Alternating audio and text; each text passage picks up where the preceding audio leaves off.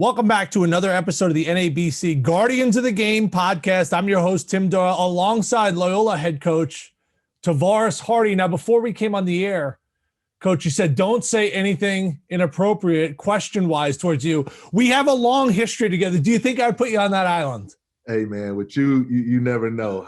I listened to a couple of your other podcasts, and you just never know with you. Well, now you're a head coach after quite the long journey, 16 years as an assistant. What could you tell other coaches out there when they're going through their own individual journey? Yeah, I mean, every story is unique. I mean, my background is so similar to what a lot of coaches have in terms of being a former player, sort of taking that path of, do you go into coaching right away? Do you wait? I had no intentions of being a coach. And so, I went to Wall Street, and after I finished playing ball, decided to do the banking thing and kind of got roped back into coaching. So, my advice to all those coaches who are coming up is embrace your own journey, follow your path, and really understand that if you're going to do it, you better be into it. I had to make a critical choice. I had to talk to a lot of great people in terms of if this is for me or not. But once I decided to do it, I was fully locked and loaded, and it's been great for me and great for my family. This has been an absolute disastrous start for myself on this podcast because I got to set the table here, okay? We both, Tavaras and I, went to Northwestern. Now, how old are you, Coach? Because I can look it up in your bio. Yeah, I'm 40. Okay, I'm 38, but I graduated in 2007, and you graduated in? 2002. Yeah, so if you start doing the math on that, people, all right, I did 8th grade twice, and then I got a redshirt year when I left, and then I started late. So let's just say I had a lot of different advantages because I remember when I was coming in, you were just exiting, and I remember being on a court with you at SPAC, which is the Northwestern Rec Center, and Tavaras would still come back and play.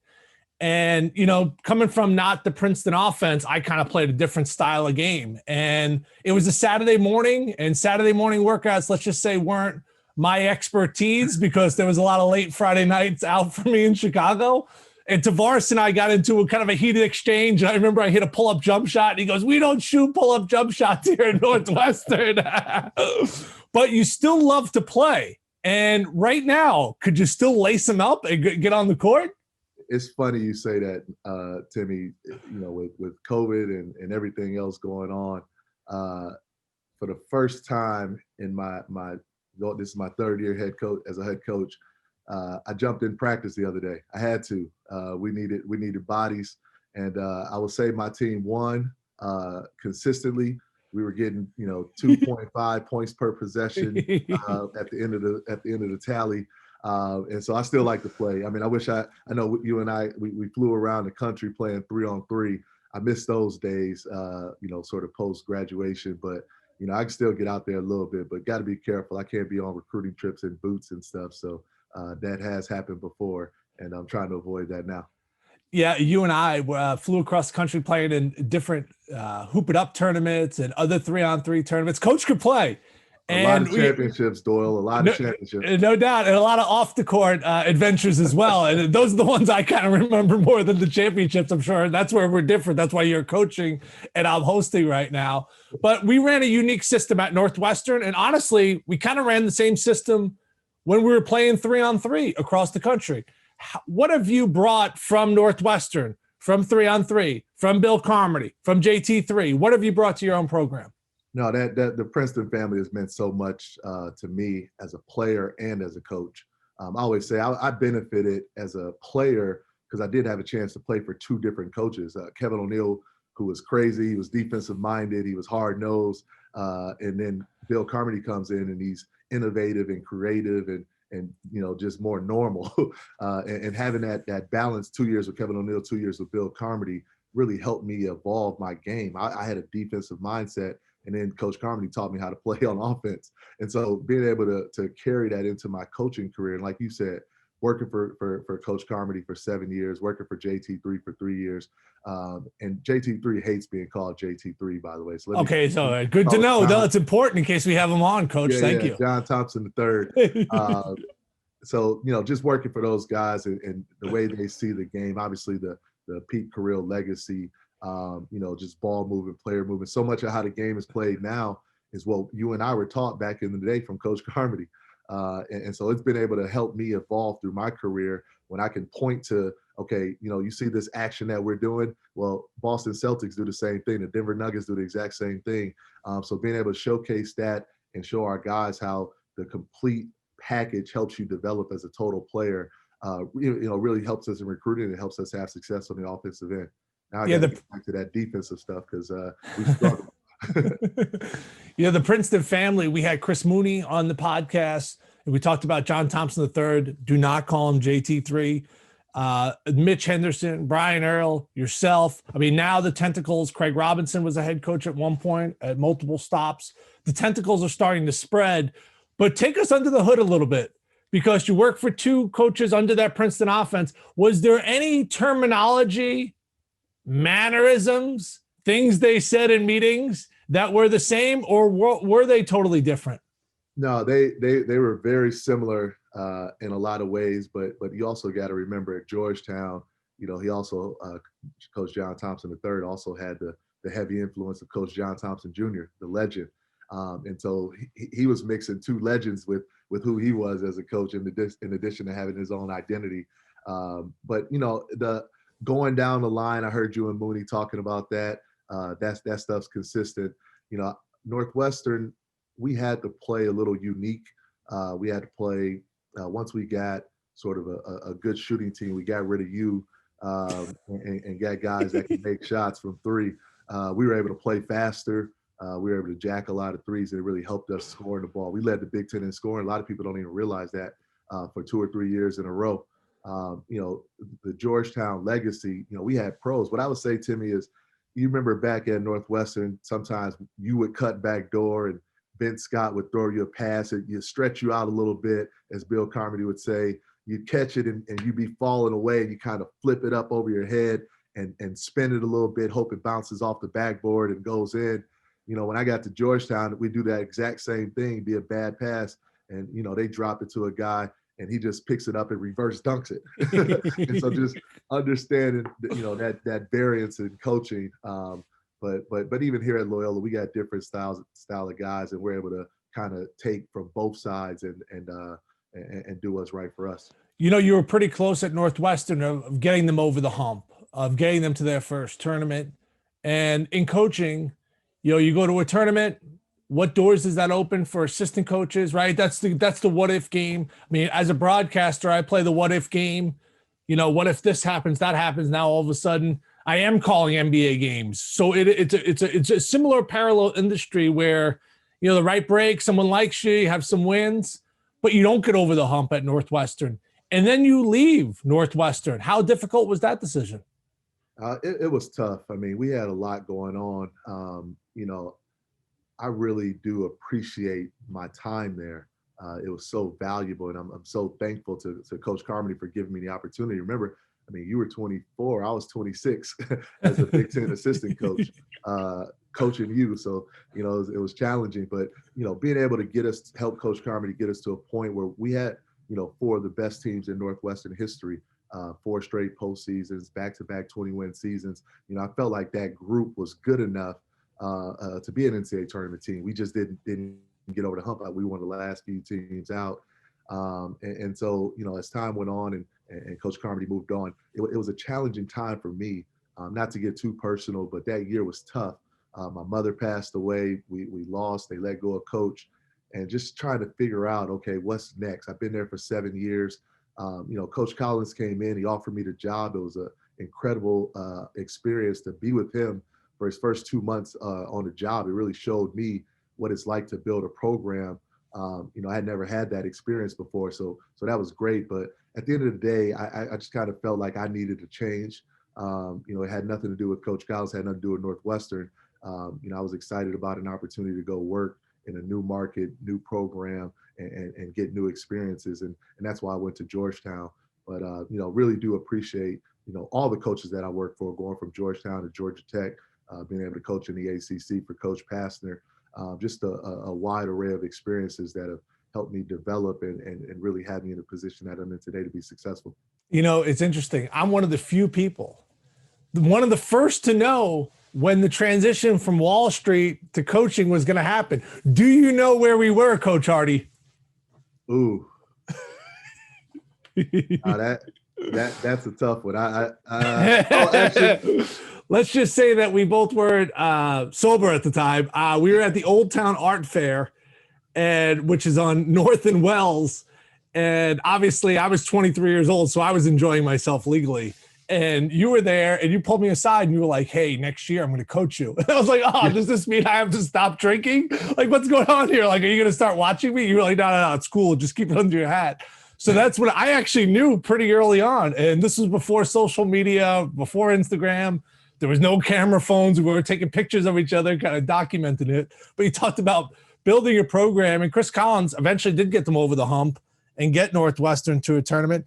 Now you take over a struggling Loyola program. What's the most important thing to get right when you're attempting to turn a program around? Yeah, when you think about Loyola, for me, like I really wanted this job. And it wasn't, I just wanted to be a head coach. I knew what Loyola was all about. I knew what it took to be successful. To me, it's a hard job, which all jobs are, but it's a job that has incredible opportunity, incredible growth potential, like Northwestern. And like you said, Chris Collins, leaving Duke, coming to Northwestern, he had to adjust his mindset in some ways, but he didn't adjust his expectations for being successful. And so, I learned from him how to sort of set those expectations early. And all the experiences I had at Northwestern, at Georgetown, at Georgia Tech led me to being prepared for this job. What we've done here in, going on our third year is sort of really lock in year one on laying a foundation, getting our culture in place, making sure we have the right people in place, making sure we set the expectations, and our guys have bought in. Now, we didn't come in here guns a-blazing. We didn't run anybody off. We haven't had any transfers since I've been here, which is unheard of in today's market. And so working with what we had and just laying a solid foundation has us to a point where we feel like we got a chance to be pretty good once we start playing this season. We've recruited well all 3 years. Our guys are learning. They understand our system. They understand what we're trying to do. And now it's just about taking that next step and getting over the hump. You grew up on the tough streets of, do you consider that the South Side, or do you consider that Joliet? Yeah, no, we're Joliet. We don't try to pretend we're Chicago. I mean, I spent my time in Chicago, so I can claim it. I lived there. So when I tell people I'm from Chicago, I'm not lying. But back when I was at Northwestern, I didn't claim Chicago. I claimed Joliet. Okay, so Joliet made famous by the Blues Brothers. I don't know if you would agree by that. Who would you say Joliet's made famous by? No, definitely Blues Brothers. We get a lot of love for the prison in the movie, that TV show Prison Break. Yeah, one of the largest prisons in the world in our hometown. But blue collar town. I love my city. When you walk into a recruit's house, you could play a lot of different people. Right? You can wear a lot of different hats, right? You want to go Joliet and that blue collar. You couldn't be any more prim and proper than Northwestern. Then you coached in DC. Then you went down south. Like, what is your pitch when you go in there, or do you adjust it for every recruit? No, I mean, I don't adjust who I am, but I certainly leverage the fact that I've had a lot of unique experiences, and that's who I am. I used to always say that was my competitive advantage. You talk about the movie Blues Brothers. Joliet borders Elwood. It was Joliet, Jake, and Elwood. And so, I'd say probably 70% of the kids I grew up with were like me, lower income, single parent, African American kids. But the other 30% were kids from Elwood, which were farmers. And so, being able to navigate both those worlds growing up helped me as I went to a high school where it was probably, less than 15 of us Black kids at an all-white high school. Going to Northwestern, I thought the people at my high school were rich. And I get to Northwestern and it's a whole nother world. And so being able to learn and grow from all those experiences, not taking anyone for granted. I always say the jobs I had growing up, working at Long John Silver's and Bob Evans, and then I got the best job a high school kid could ever want as a telemarketer selling Discover cards. Like it was awesome. And so like the people I worked with, I'm serious, like the cooks and the cashier workers and the manager at the telemarketing firm, who in my mind had made it, which it was a great job. Like, just interacting with all those different people helped me to get around to your question, helped me as a coach. It helped me, I've recruited everywhere from New York City to, Atlanta to Chicago to Des Moines, Iowa, or Southern Illinois, which is very similar to Des Moines, Iowa. And so like, that versatility is who I am. And I enjoy that because I believe all kids and all people from all backgrounds deserve opportunities to go to places like Loyola and the other places I've been. You mentioned your mother passing. I remember, going to your sister's wake, and that was difficult for me. I couldn't imagine what it was like for you. So you've had different challenges, different adversities, but man, we've never seen anything like this, and I have 2 kids. You have 4 kids, beautiful children. And that ain't easy being at home right now, right? It's not easy on a marriage. It's not easy for the kids. And now how are you dealing with this as a coach leading a program? Because, and I'm going to tell you this more as a friend, and, maybe I know we're doing this on air, but you actually don't know. You may know, but you don't know the effect that you have on your kids for the rest of their life. I mean, I go back 15 years ago. I remember Bill Carmody sitting us all down on chairs and going through guy by guy, and him telling Evan Seacat he makes shots in practice, but he doesn't make them in the game, and that I drink too much, and if I didn't drink, I would be playing more minutes. Like, I'll tell you, 15 years later, Coach, I remember that vividly. So the effect you have on your players, what's your message been during this pandemic? Yeah, it's uncharted territory. I know we've all heard the cliches, but like you said, think about it. None of us have prepared for this. And what I say is, look, not even me as the leader of this program, not my boss, not her boss. We're all trying to navigate this thing together. I feel bad for everyone, but in particular seniors. My daughter's in 8th grade. Like, this was supposed to be the year she's supposed to be the superstar on the basketball team until she gets to become a freshman. And now, she stinks again because she's the young girl again. And so she's not going to have that opportunity. And I feel the same way for some of our guys, some of our seniors who have paid their dues. But, the most important thing is being sort of there for them, being real with them, not putting our own individual goals and perspectives over theirs. Like, we're going to do what's right for our student athletes, and we're going to help them, and we're going to try to put them in position to where they come out of this in a position of success, in a position of power. And so that's what we've been trying to lock in on. But as you said, I mean, it's still, who knows? There's still so many moving parts, and so we can try to manage it as best we can. But at the end of the day, we just got to stay strong in our faith and stay strong that we're doing the right things by our student athletes. And I believe things will work out. Have you seen anything as far as unity with the guys? Like, I remember playing, Caps, which was obviously a drinking game at Northwestern. That was how we bonded. Okay. But have you seen any unity with your guys? Because I'm just curious, as a former student athlete, like, does this bring guys together, or is everyone just kind of hanging out by themselves? No, we're in a little bit of a unique situation in that, our school, our campus is not open. And so we just have a select group of students in the men's and women's basketball programs who are here because the anticipation was we would be playing our games. And so those got pushed back a little bit, but yeah, they have to be unified. And they're doing a good job. I got a good group of guys, Tim. That's important to our culture. Some I inherited, some I recruited, or we had recruited as a staff, but they're focused, they're locked in. You and I know that there's a normalcy that we want to have as college students, but we also want to make sure that in these changing times, we're not we're not setting off fire alarms or doing anything crazy. And the guys understand that there's a microscope on them, and so you got to be even more normal to get through these changing times. And so they bought into it. They want to play. They want to play in a safe and secure manner, and that's what we've been all about during this pandemic since we've been back on campus. You know, what's unique in your individual household is you were a heck of a player, 2-time all-conference at Northwestern, but your wife, is she the best athlete in the house? Let's just come out and decide.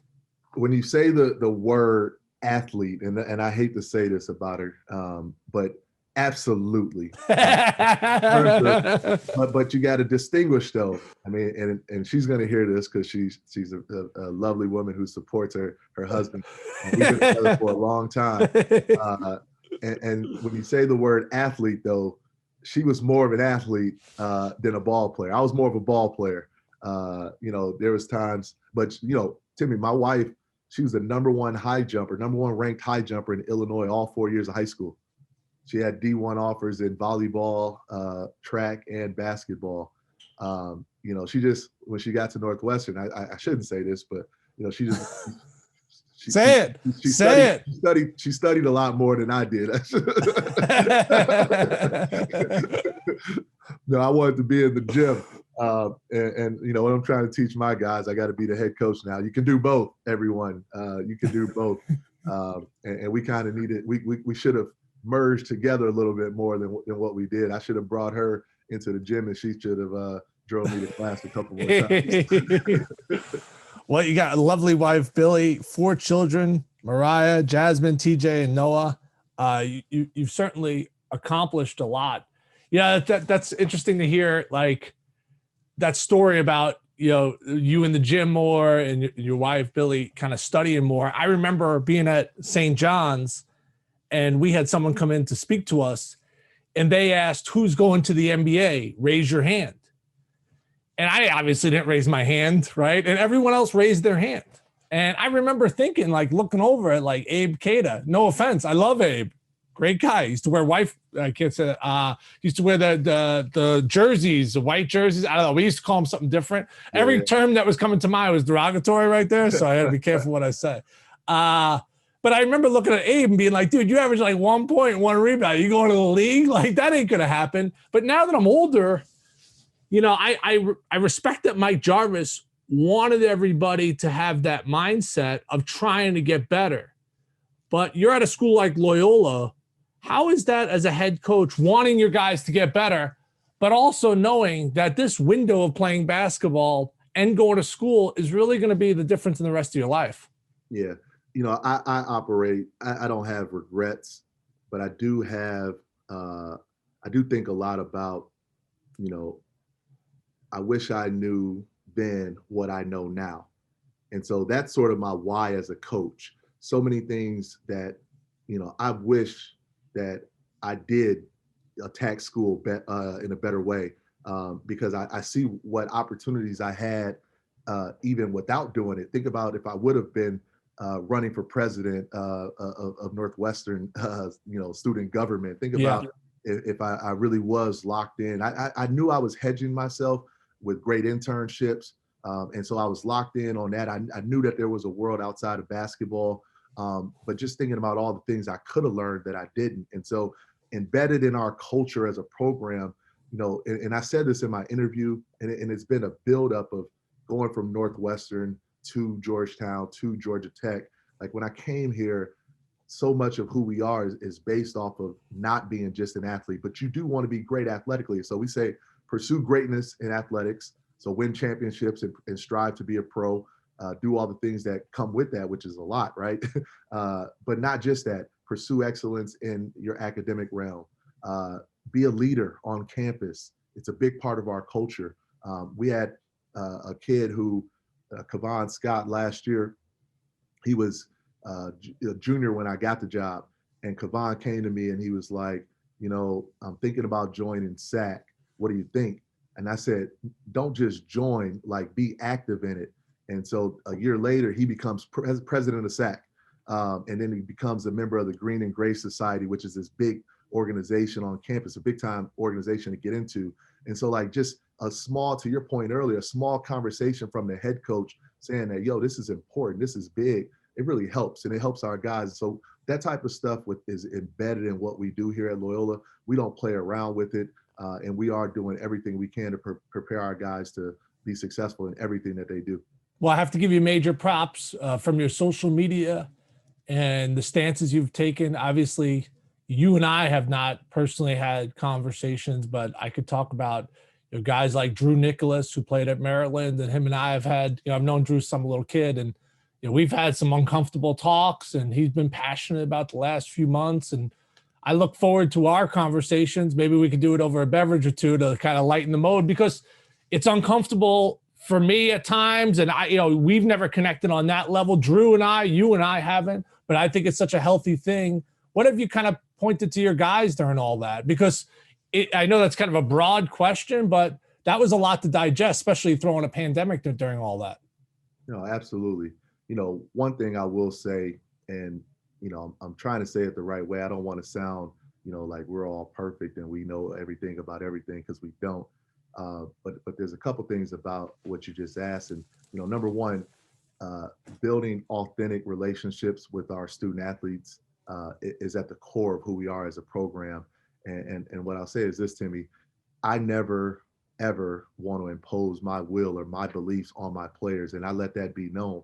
I want them to be who they are, and they will never be judged, or if we have a difference of opinion, they will never be punished or anything of that nature for having that opinion. I love good, pointed discussions. And at the end of the day, we go about our business and we still have our great relationship. So that's I would say, at the forefront. But also say, as a Black head coach, there is sort of an added responsibility to make sure that you are addressing these issues, not just for my Black players, but for my white players or my international guys, to make sure that they understand a little bit of history and how we got here. And then I guess, the last thing I would say about it is, to be honest, Timmy, this is something we've done from day one. Since I got the job, we've had these types of discussions. We've had these type of conversations before all this stuff went down. Case in point, one of our preseason or early season bus trips last year, this is before George Floyd and all that stuff. We watched the movie Lincoln on the bus, which is, it's not a, for college kids, you know how it is on the bus. You want to sleep, you want to eat the Cheetos and the Oreos and listen to your music. But they watched it with me, and we talked about, just sort of how slavery was abolished and all the different things that were going through. And you get to the hotel and you got your pregame meal, which I know you miss, or your night before the game meal, your chicken fingers and your lasagna. And we had like an extra hour and a half conversation about all the different things that led to sort of where we are today. So that type of stuff has been going on. Again, not to say we're perfect, but it was easy for us to continue into these conversations. It's pretty amazing. You talk about the bus ride. It brings back a story for me. It's funny, but it's not, because even I was uncomfortable. I remember watching Blazing Saddles, and I don't know if anybody's watched that movie. It's from like the 70s and stuff, but they said the N-word like 150 times. And I remember being on the bus being like, we probably shouldn't be watching this. But then meanwhile, you're watching Lincoln. But I think it's great, because look at the evolution from coaching 20 years later, right? And I don't know if our coaches, I just remember being on the bus being like, oh man, this is painful, because obviously we had a diverse team. I was like, I can't believe they're saying this. And I remember that. I just wanted to share that story. You don't have to comment on that, but I do remember that. I was like, man, watching Blazing Saddles, like, this is wild. Last question for you. And I probably should have mentioned this a little bit earlier, but it gets back to kind of you backing up what you're preaching. It's one thing to preach, but then one thing to back it up. You hired a woman assistant coach. Mm-hmm. Can I call her Tiny Adams, or is Tiny just a nickname? Absolutely. She prefers Tiny. Okay. So you bring in Tiny Adams. What message do you think that sent to your guys? Again, we have a great group of young men who, number one, they trust me. They trust me to make the right decisions in that regard. But number two, they're excited. All they wanted someone that cared about them. They wanted someone that was passionate about helping them develop on and off the court. And she exudes that, along with our other coaches. That's a cornerstone of what our program is all about in terms of, again, student athlete focus. And so, she's come in and hit the ground running. She loves being in the gym with the guys. She puts them through intense workouts. I had to pull her back a little bit.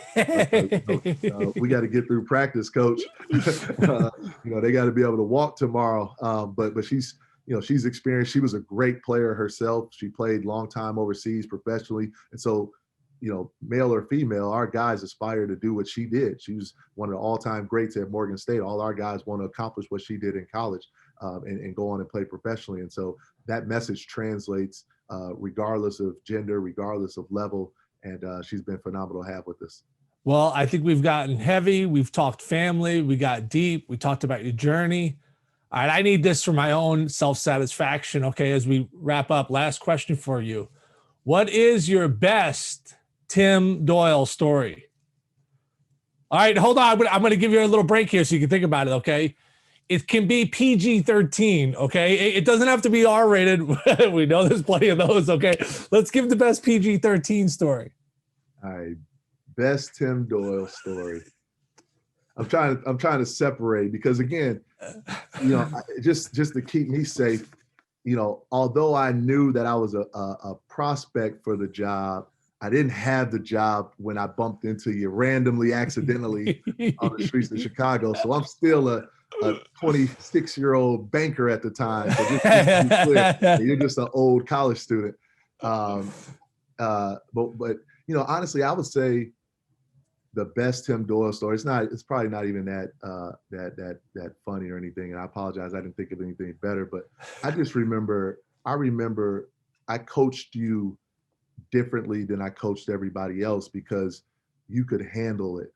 And I had to tell you sometimes, like, look, man, I know you don't want to pre-practice. I know you don't want to shoot jumpers right now. Like, look, I get it. I was like, just do it a little bit so that we can pretend so I can get on the other guys to go harder. Like, you were just as old as me. So like what I look like making you shoot like 100 jump hooks, like it wasn't going to make you any better at the time. You were going to be who you were. So I just remember, I remember coaching you in a manner like, look, just pretend like I'm teaching you something and, just make sure you have that 4-to-1 assist turnover ratio when we start playing this game. So that's how I thought about you. That's so funny. My Tavaras Hardy story. If you don't know, just go to his Twitter.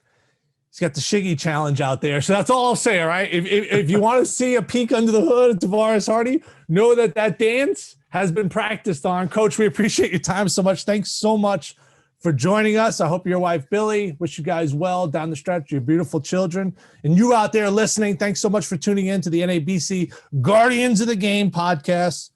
I'm Tim Doyle. Join us next time for a wonderful coaching guest. Thanks, Tim.